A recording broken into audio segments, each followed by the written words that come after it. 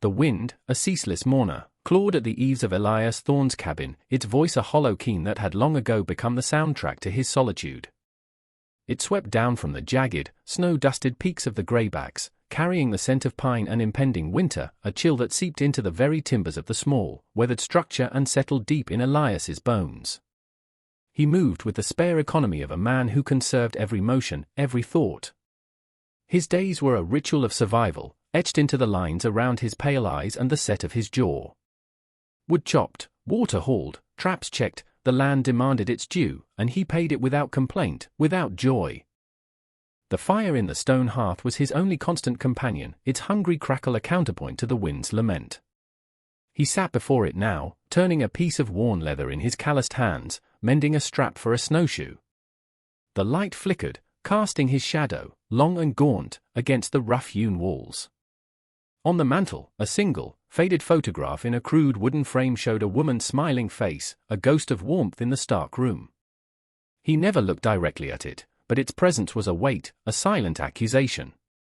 The coffee in his tin cup was bitter, like the memories that sometimes surfaced, unbidden, in the dead of night. He had built this cabin with his own hands, driven by a grief so vast it had swallowed his old life whole, leaving only this shell of a man on the edge of the wilderness. He had sought silence, and found it. He had sought emptiness, and it had filled him. The world beyond the tree line, beyond the whispering river, had ceased to exist for him, or he for it. Years had passed. Seasons turned, each one a little harder, a little colder. He had become part of the landscape, as weathered and unyielding as the ancient pines that guarded his retreat. The quiet was broken only by the snap of a twig under his boot, the cry of a hawk, the rush of the river. Human voices were a forgotten sound, a distant echo from a life he no longer claimed. Then, a sound that did not belong. Sharp, insistent. A rapping against the thick plank door, 3 distinct knocks that cut through the wind's howl like a blade. Elias froze, the leather slipping from his grasp. His head lifted, eyes narrowed, every sense suddenly acute. No one came here. No one knew this place. The wind, perhaps? A branch? But the sound was too deliberate, too human. Another set of knocks, louder this time, tinged with a desperate urgency. He rose slowly, his movements fluid and cautious, his hand instinctively going to the hunting knife sheathed at his belt. The fire spit, a sudden flare of orange, illuminating the apprehension that tightened his features. He moved towards the door, his boot silent on the packed earth floor.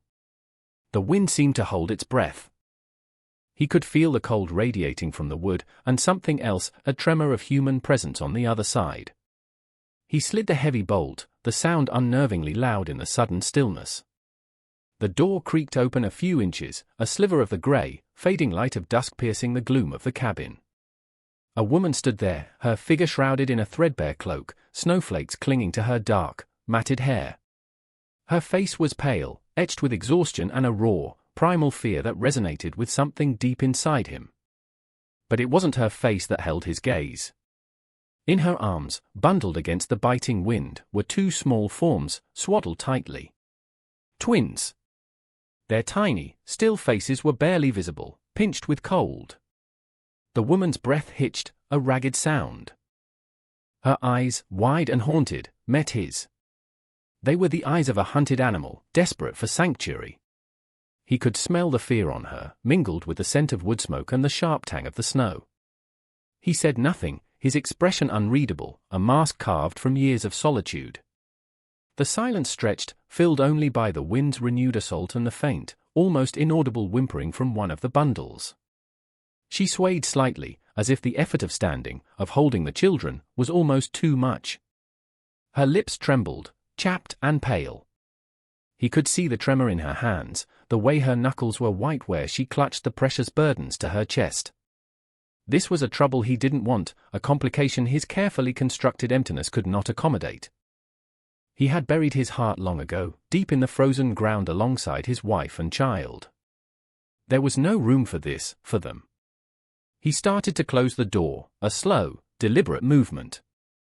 Her voice, when it came, was a raw whisper, raspy and low, yet it carried an undeniable weight, a desperate plea that sliced through his defenses.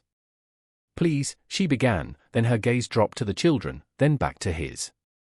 "They ain't yours," she said, her voice cracking, the words stark and brutal in their simplicity.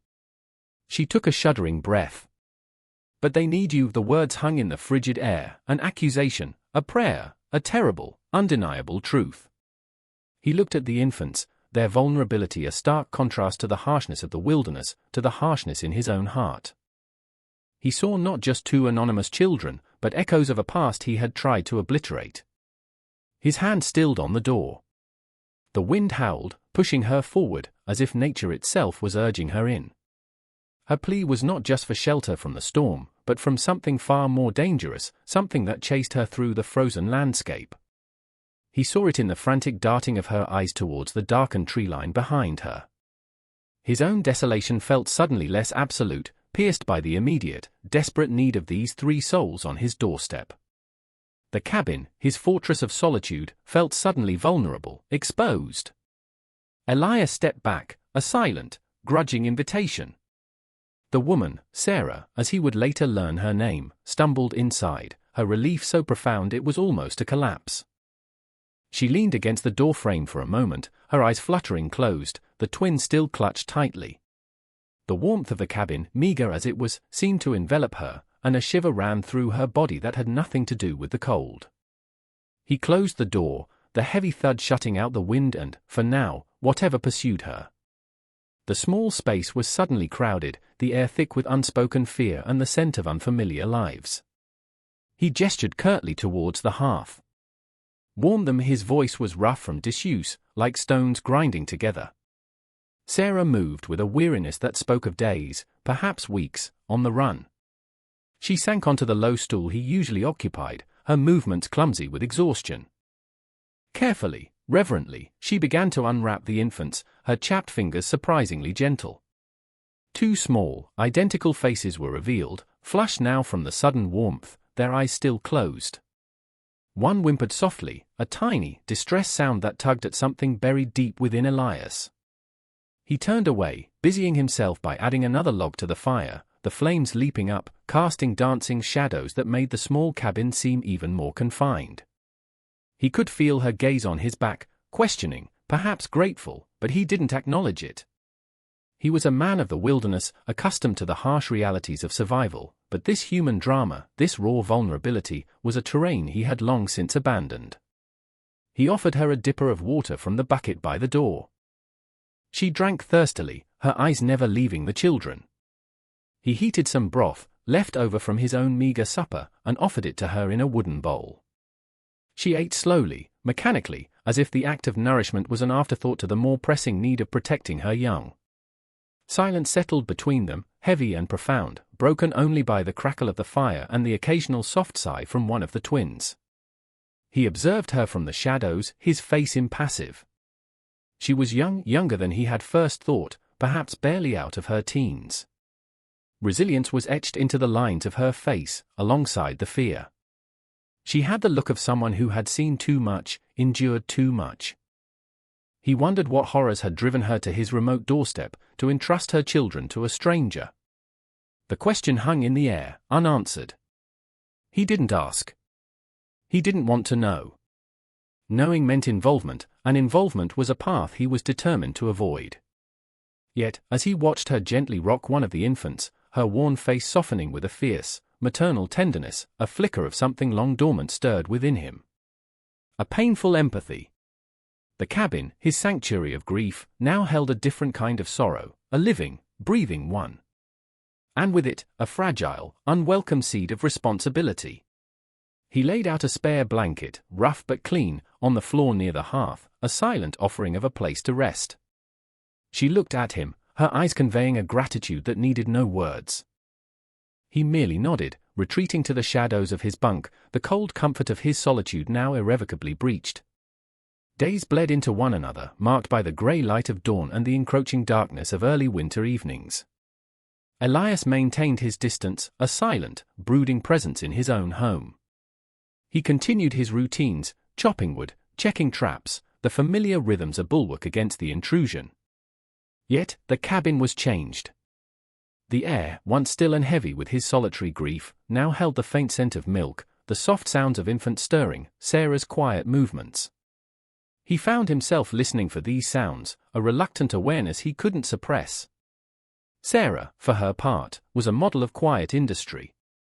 She tended to the twins, Lila and Ethan, with a devotion that was fierce and unwavering. When they slept, she mended their tattered clothes with thread pulled from her own cloak, her fingers nimble despite their roughness. She helped keep the cabin tidy, sweeping the packed earth floor with a makeshift broom of twigs, her movements economical, unobtrusive. She never asked for anything, her gratitude for the shelter and meager food unspoken but palpable. They ate their meals in silence, the clink of a spoon against a wooden bowl the loudest sound. Elias would place a portion of whatever he had, stewed rabbit, dried meat, a handful of winter berries, before her, then retreat to his own side of the hearth. He watched her surreptitiously. He saw the way she'd offer the best pieces to the children when she thought he wasn't looking, mashing tiny morsels for them when they were old enough to take it, her own hunger secondary. He saw the dark circles under her eyes, the persistent tremor in her hands when she thought herself unobserved. The fear was a constant companion for her, a shadow that clung to her even in the relative safety of his cabin. One afternoon, a sharp, piercing cry broke the usual quiet. Ethan, the boy twin, was feverish, his small body hot to the touch, his cries weak and distressed. Sarah's composure crumbled. Panic flared in her eyes. She cradled him, rocking him, her hushed whispers doing little to soothe him. Elias watched for a moment, his jaw tight. This was the sort of crisis that demanded intervention, the sort of vulnerability that chipped away at his defenses. He remembered another fever, another child, a memory like a shard of glass in his heart. He pushed the thought away, focusing on the practical. He went to the small chest where he kept his meager supplies. He pulled out a bundle of dried willow bark and some feverfew. He'd learned the properties of herbs from an old trapper years ago, knowledge stored away, unused, until now. He crushed the bark and leaves, steeping them in hot water. He offered the bitter brew to Sarah. For the fever, he said, his voice gruff. Sip it to him. Small amounts. She looked at him, her eyes wide with a mixture of hope and trepidation. She did as he instructed, carefully coaxing the warm liquid into the baby's mouth. Elias sat by the hearth, ostensibly mending a trap, but his attention was fixed on the small, struggling infant. The hours crawled by. The wind outside picked up, rattling the shutters, a mournful counterpoint to Ethan's fretful cries. Sarah didn't leave the child's side, her face a mask of worry. Slowly, almost imperceptibly, the child's breathing eased. The flush on his cheeks lessened. By nightfall, the fever had broken. Ethan slept, a deep, exhausted sleep, nestled against his mother. Sarah looked up at Elias, her eyes shimmering with unshed tears. "Thank you," she whispered, the words heartfelt, raw. He merely grunted, turning back to his work, but the knot in his chest had loosened, just a fraction. A small, almost imperceptible shift had occurred. The invisible wall between them had a tiny, new crack. The incident with Ethan's fever seemed to subtly alter the atmosphere in the cabin. The silence remained, but it was less heavy, less fraught with unspoken anxieties. A fragile understanding began to take root, nurtured by shared concern and the quiet rhythms of daily life. Elias found himself leaving a little extra wood by the hearth, ensuring the water bucket was always full before he left to check his traplines. Small, almost unconscious acts of consideration. Sarah, in turn, began to anticipate his needs, having a hot cup of weak tea ready when he returned, chilled to the bone from the biting wind. She learned his routines, his preferences, without a word being exchanged. She'd mend a tear in his worn coat, her stitches neat and practical, leaving it folded on his bunk. He'd find a small, smooth stone, warmed by the fire, tucked into the twins' blankets on particularly cold nights. These were the unspoken currencies of their cohabitation, a language of gestures in a world devoid of easy words. One evening, as the wind howled a particularly fierce dirge outside, Elias sat by the fire, whittling a piece of scrap wood. He wasn't consciously making anything, just letting his hands move, the knife shaping the wood with practiced ease. Lila, the girl twin, was awake, her dark eyes curiously following the movement of his hands. He glanced at her, then back at the wood. Slowly, an image began to form under his blade, a small, rough bird, its wings half spread. He worked with intense concentration, the only sounds the scrape of the knife and the crackle of the fire. When he was done, he hesitated for a long moment, then placed the small wooden bird on the blanket beside Lila. Her tiny hand reached out, clumsy fingers closing around the carving. A small, gurgling sound, perhaps a laugh, escaped her. Sarah watched, a soft, almost imperceptible smile touching her lips. She said nothing, but her eyes conveyed a depth of gratitude that made Elias uncomfortable. He turned away, busying himself with stoking the fire, but he couldn't ignore the warmth that spread through his chest, an unfamiliar sensation. The next day, the storm broke. The relentless wind died down, and a pale, watery sun peeked through the clouds. The world outside seemed freshly scrubbed, the snow glittering. Elias, needing supplies he couldn't procure from the wilderness alone, decided to make the half-day trek to the nearest settlement, a tiny, forgotten outpost called Miller's Crossing. He hadn't been there in over a year. He told Sarah he was going, his tone flat, offering no further explanation. Fear flickered in her eyes. "Will you be long?" He shook his head. Back by nightfall, he hesitated, then added, "Bolt the door. Don't open it for anyone." The implication was clear. Trouble might find her even here. She nodded, her gaze dropping to the twins. The thought of leaving them, even for a few hours, was a heavy weight. He gathered his few belongings, his rifle over his shoulder. As he reached the door, Sarah spoke, her voice low. "Elias?" He paused, turning slightly. "Be careful," she whispered. It was the first time she had used his name. He gave a curt nod and stepped out into the cold, bright day, the unspoken concern a strange warmth against the chill. The journey to Miller's Crossing was uneventful, the familiar landscape both stark and beautiful under the weak winter sun. He traded a few furs for flour, salt, coffee, and a small sack of dried apples. He also bought a length of soft wool flannel, the extravagance a concession he didn't fully understand himself, only knowing it would be gentler on the twins' skin than the rough blankets they currently used. As he trudged back, the shadows lengthening, a sense of unease began to creep over him. It wasn't a specific threat, more a prickling on his skin, the feeling of being watched. He scanned the trees, his senses heightened, but saw nothing, heard nothing beyond the crunch of his snowshoes and the sigh of the wind through the pines. He dismissed it as a product of his solitude, of the new anxieties Sarah's presence had introduced. Yet, the feeling lingered. Back at the cabin, Sarah's relief at his return was palpable. She had kept the fire high, the small space warm and inviting. The twins were asleep, nestled together. She took the supplies from him, her hands brushing his briefly, a fleeting contact that sent an unexpected jolt through him. That night, as the cabin settled into its usual quiet, Sarah spoke, her voice barely above a whisper, as if afraid the walls themselves might be listening. "His name is Cutler," she said, her gaze fixed on the flickering flames. Elias didn't need to ask who he was. The fear that radiated from her was answer enough. He thinks he owns me." "Owns them?" Her voice trembled, thick with a loathing that was almost tangible. "He's not their father. Their father was a good man. Cutler, he killed him." Elias listened, his expression unchanging, but his hands clenched into fists. He had seen men like Cutler. Men who took what they wanted, who saw others as possessions, their cruelty a casual byproduct of their desires. "He found out about this place," Sarah continued, her voice ragged. "Someone in the last town, they must have told him I was heading for the mountains. He'll look for me. He won't stop." Elias said nothing for a long moment.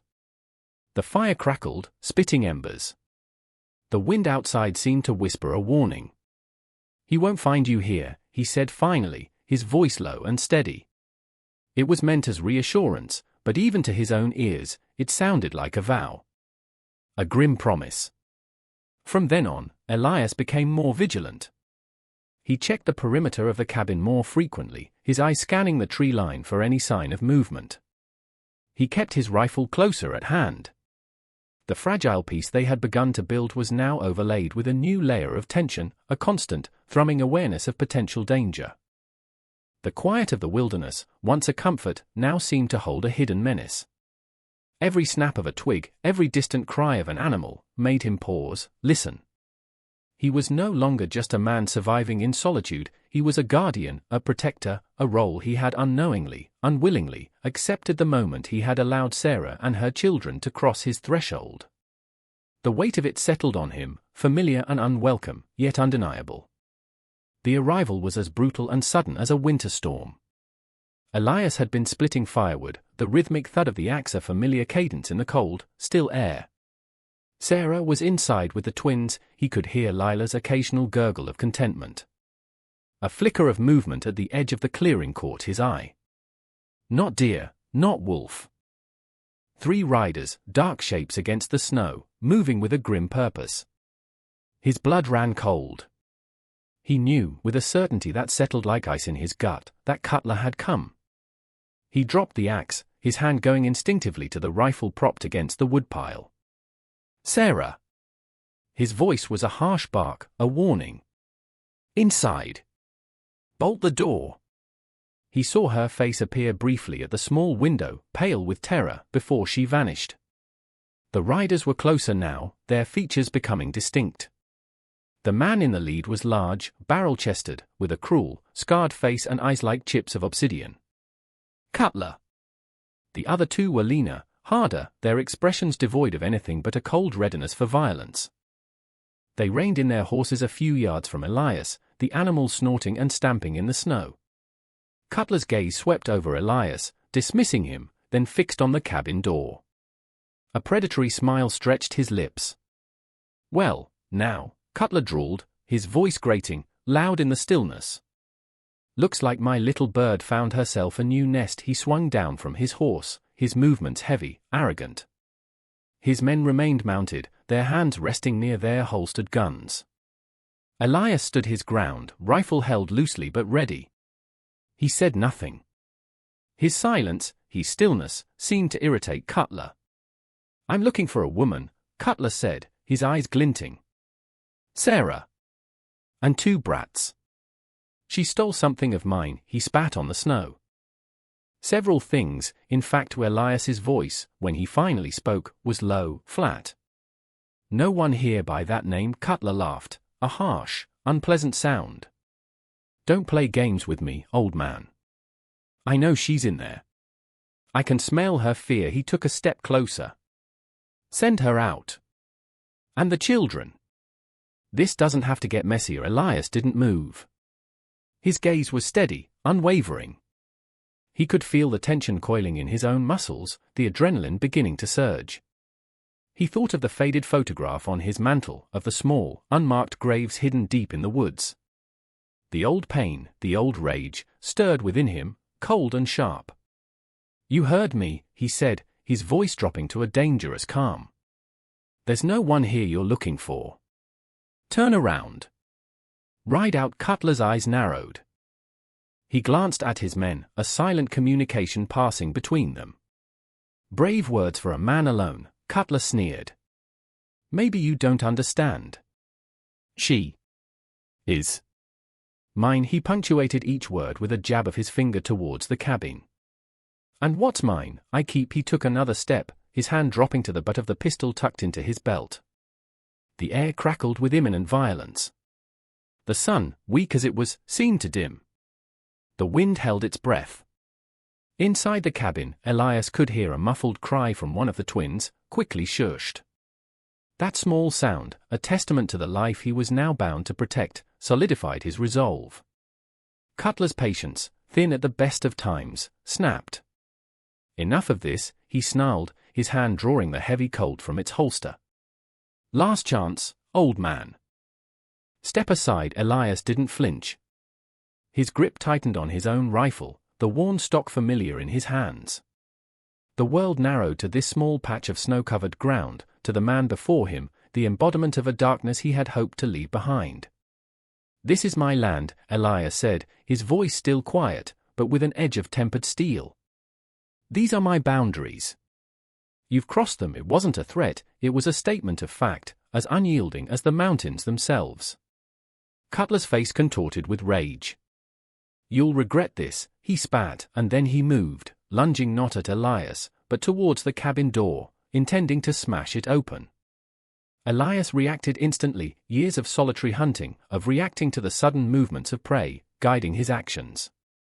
He didn't aim to kill, not yet. He brought the butt of his rifle up in a swift, brutal arc, connecting with Cutler's outstretched arm. A sickening crack echoed in the still air, followed by Cutler's howl of pain and fury. The pistol clattered to the snow.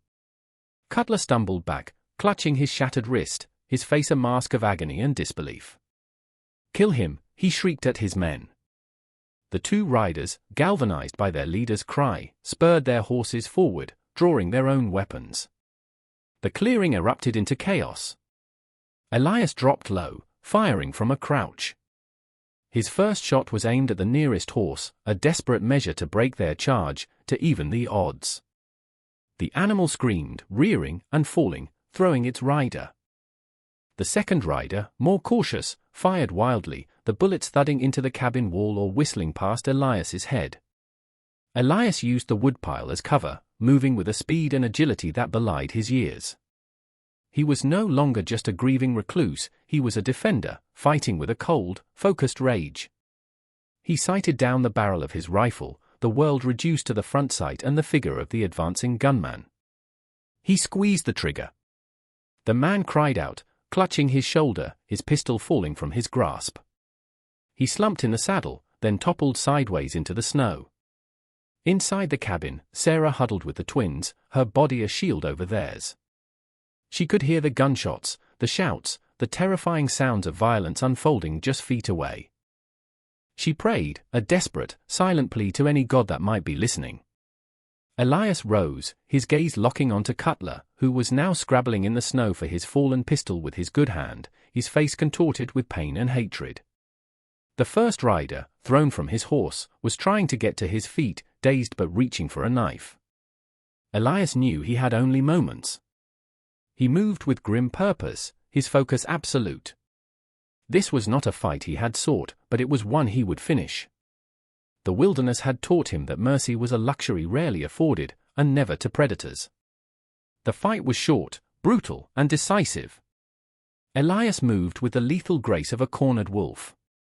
The rider on the ground, still dazed, managed to pull his knife and lunged, a desperate, clumsy attack. Elias sidestepped, the blade whispering past his side, and brought the barrel of his rifle down hard on the man's head. The rider crumpled without a sound, his fight over. Cutler, finally retrieving his pistol, roared in fury and fired, the shot going wide, splintering the wood of the cabin wall dangerously close to where Sarah and the twins were hidden. Elias didn't hesitate. He leveled his rifle, his aim steady despite the pounding in his chest. There was no hatred in his eyes, only a grim necessity. He fired. The shot struck Cutler center mass. The big man gasped, a look of shocked surprise on his face. He staggered, dropping his pistol again. He clutched his chest, a dark stain blossoming on his heavy coat. He took a faltering step, then another, his eyes, still full of a savage disbelief, fixed on Elias. Then, his legs buckled, and he crashed to the snow-covered ground, the impact sending up a small puff of white. A terrible stillness descended, broken only by the ragged sound of Elias's breathing and the soft whimpering of one of the twins from inside the cabin. The scent of gunpowder hung heavy in the cold air, acrid and sharp. Elias stood for a long moment, the rifle still clutched in his hands, his gaze sweeping the clearing. The two henchmen were down, one unconscious or dead, the other wounded and moaning. Cutler lay still, a dark stain spreading beneath him on the pristine snow. The immediate threat was over. He lowered the rifle, a profound weariness settling over him. The adrenaline drained away, leaving him feeling hollowed out, shaken. He looked at his hands, they were steady. He had killed before, in the war, a lifetime ago. He had hoped never to do so again. But the wilderness, and the darkness in men's hearts, had a way of forcing choices. The cabin door creaked open. Sarah appeared, her face ashen, her eyes wide with a mixture of terror and dawning relief. She clutched Lila to her chest, Ethan still presumably sheltered within. Her gaze fell on the carnage in the clearing, on the still forms in the snow, and a shudder ran through her. She looked at Elias, her expression unreadable. He met her gaze, his own bleak. There were no words for what had just happened, no way to smooth over the raw brutality of it. He had protected them, but at a cost. The sanctuary he had offered had been violated, its peace shattered by violence. He walked slowly towards Cutler's body, his rifle still ready. He nudged the man with his boot. No response. He then checked the other two. The one he had shot in the shoulder was alive, though barely conscious. The one he had struck with the rifle barrel was out cold, but breathing. He would have to deal with them, ensure they posed no further threat. The grim calculus of survival. The aftermath was a somber, silent affair. Elias, his face a grim mask, disarmed the wounded henchman and the unconscious one. He bound their hands tightly with strips of leather he cut from their own saddlebags. The wounded man, conscious now and whimpering in pain, offered no resistance, his eyes filled with a cowed fear. Elias ignored his pleas for mercy. There was none to be had here. He dragged Cutler's body further into the trees, away from the cabin, a stark, final punctuation to the violence. The snow would cover him soon enough. Sarah watched from the doorway, the twins now both in her arms, her silence a heavy blanket. She offered no help, nor did he expect it. This was his burden, the grim consequence of the choice he had made. When he returned to the clearing, he dealt with the horses. Cutler's mount and one other were unharmed. The third, the one he had shot, had to be put down, a single, regrettable shot ending its suffering. The sound echoed unnaturally in the sudden, profound quiet. He loaded the two surviving henchmen, one still unconscious, onto their horses. He tied their reins together and led them a short distance down the barely discernible track that led away from his valley, pointing them vaguely in the direction of Miller's Crossing. "If I see you again," he told the conscious one, his voice devoid of emotion, "I won't be so lenient." The man nodded frantically, his eyes wide with terror. Elias slapped the rump of the lead horse, sending them stumbling away into the gathering dusk. He watched until they were out of sight, then turned back towards the cabin. The bloodstains on the snow were already beginning to freeze, dark patches against the white. He felt a weariness that went bone deep, a fatigue not just of the body, but of the soul. He had killed to protect, and the act, necessary as it was, left a bitter taste. Inside, the fire had burned low. Sarah had added wood, and a pot of something was simmering over the flames, its aroma a small, domestic comfort in the wake of such brutality. She didn't look at him as he entered, her attention focused on bathing Ethan's face with a damp cloth. Lila lay sleeping soundly on a pile of furs near the hearth. The silence in the cabin was different now. It was not the silence of solitude, nor the silence of fragile truce. It was the silence of shared trauma, of horrors witnessed and survived. He washed the blood from his hands in a basin of icy water, the cold stinging his skin. He felt Sarah's eyes on him, but when he looked up, she quickly averted her gaze. He sat down heavily on his stool, the rifle propped beside him. The events of the day replayed in his mind, stark and brutal. He had stepped back into a world of violence he thought he had left behind, all for a woman and two children who were not his own. Yet, as he looked at them, at Sarah's tired face, at the peaceful forms of the sleeping twins, he felt no regret for his actions. Only a profound, aching sorrow for the necessity of them. The warmth of the fire slowly seeped into his chilled body, but the coldness inside remained. Days turned into a week, then two. The snow fell, heavy and relentless, blanketing the clearing, covering the scars of the recent violence. It transformed the landscape into a pristine, white wilderness, a deceptive canvas of peace. Life in the cabin settled into a new rhythm, quieter, more subdued, yet underlined by an unspoken understanding. The shared ordeal had forged a bond between Elias and Sarah, a connection deeper than words. They still spoke little, but their silences were now companionable, filled with a mutual awareness. Elias resumed his routines, but they were subtly different. He found himself checking on the twins more often, his gaze lingering on their small, innocent faces. He carved another small animal, a rough-hewn wolf, and placed it beside Ethan's sleeping form. He noticed Sarah watching him, a soft, almost tender expression in her eyes. She, in turn, took over more of the domestic tasks, her presence bringing a semblance of order and warmth to the Stark cabin. She mended his clothes with a quiet diligence, cooked their simple meals, and her voice, when she sang softly to the twins, was a gentle melody that eased some of the harshness from the air. The flannel he had bought in Miller's Crossing had been fashioned into soft swaddling clothes for Lila and Ethan, a small comfort against the winter chill. One evening, as a blizzard raged outside, trapping them in the warm cocoon of the cabin, Sarah spoke, her voice low. "Dear father," she began, her gaze on the dancing flames, "he would have liked you. He was a quiet man too. Strong." Kind Elias said nothing, but he felt a strange pang in his chest. It was the closest she had come to acknowledging the void Cutler's violence had left, and the unexpected role Elias now filled. He looked at the twins, sleeping peacefully by the hearth, oblivious to the storm outside and the storms that had brought them here. They were growing, thriving, in this isolated pocket of the world.